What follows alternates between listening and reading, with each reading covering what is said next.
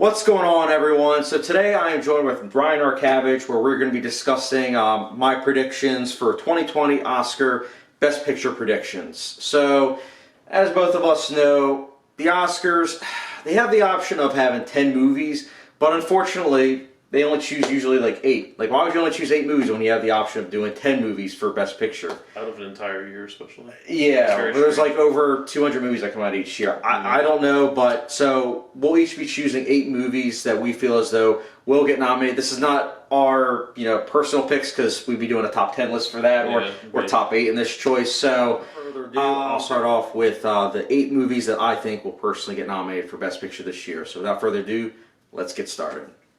So in alphabetical order, I'm going to go with 1917, Sam Mendes' latest movie. I think will easily get nominated for Best Picture. The Irishman is up next. Martin Scorsese's latest movie will definitely get up there. Jojo Rabbit, I think, Taika Waititi, I think will definitely get that movie up there, especially because it got nominated for a bunch of awards and other ceremonies, so I don't see why it wouldn't get nominated here.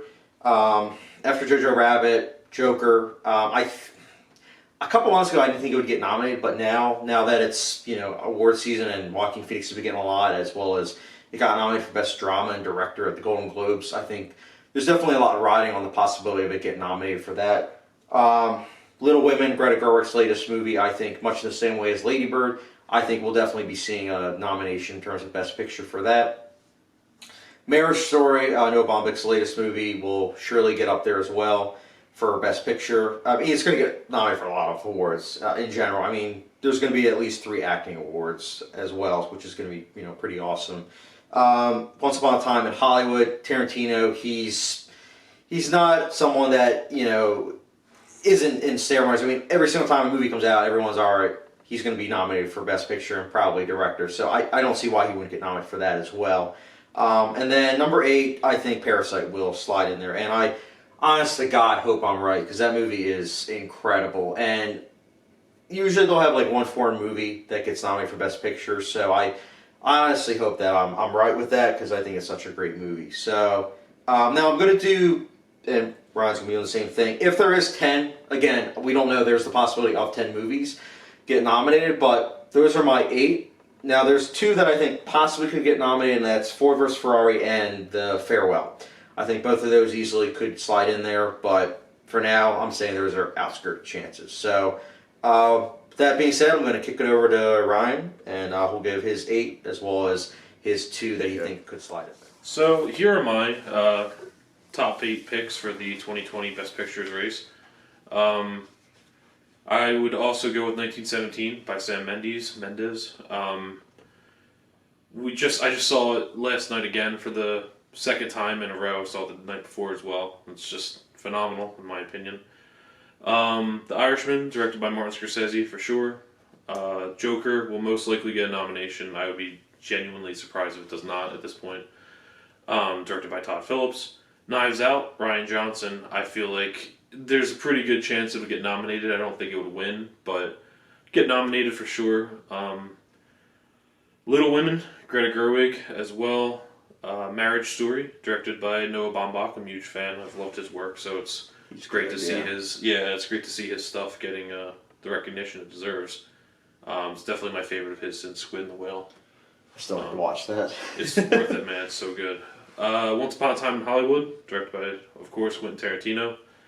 It would be cool to see him win. He's getting nominated every year for long now, but every time he has a movie, which I'm happy with. I'm a huge Tarantino fan, and of course Parasite, which if it doesn't get nominated, I think that's a crime against humanity, because it's I agree. Not only like shoo-in for best foreign film, but it's like best of the year. It's an incredible film. It's my personal favorite. Yeah, understandably so. But my 2 honorable mentions would be. I know this is kind of stretch, but Uncut Gems, Safdie Brothers. Yeah, it's well deserving, that's for sure, in my opinion. And I would not be surprised if A Beautiful Day in the Neighborhood, Marielle Heller gets in there somehow. I could see that. Like, as you know, like we saw it together. As you know, I wasn't the biggest fan of it, but yeah. I could I could see, like, there's an outside chance. It has been picking up steam, but mostly for Tom Hanks' performance, like, from what I've gathered. That's a good point. Yeah, maybe not, but I mean, if I were to choose one other one, if there was like a slim chance of like an independent A24 film getting in there for sure, I would choose The Lighthouse. Yeah, I don't think that's gonna happen, but I would too, honestly. I'm a fan of The Lighthouse, so I'd be very happy if The Lighthouse got nominated, honestly. it'd be cool stuff. It's one of a kind, that's for sure. Yeah, it is. But yeah. So those are his 8 picks. So, you know, I'm excited personally for what's going to be coming out on Monday with what's going to get nominated, you know, so, but... so, if you were to choose what would win, you would choose Parasite, right? Yes. Based on your preference. Yeah, I would choose Parasite. Right now, obviously this is still, like, early, but I'd say with what's going to win, I would say either Once Upon a Time in Hollywood or The Irishman or 1917.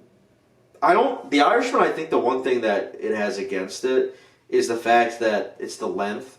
50 years ago, length is not a problem. Nowadays, people look at a 2 hour and 45-minute movie, and if it's not a comic book movie, it's like, oh my goodness, like, you know, I can't stand this. It has to have Marvel or DC on it. And that's what I'm saying. Like, I think that's the only thing. 1917, I think it's crowd pleasing enough, but artsy enough as well to please everyone. Yeah. Once Upon a Time in Hollywood, I think that it's a Tarantino movie, and the Oscars love him.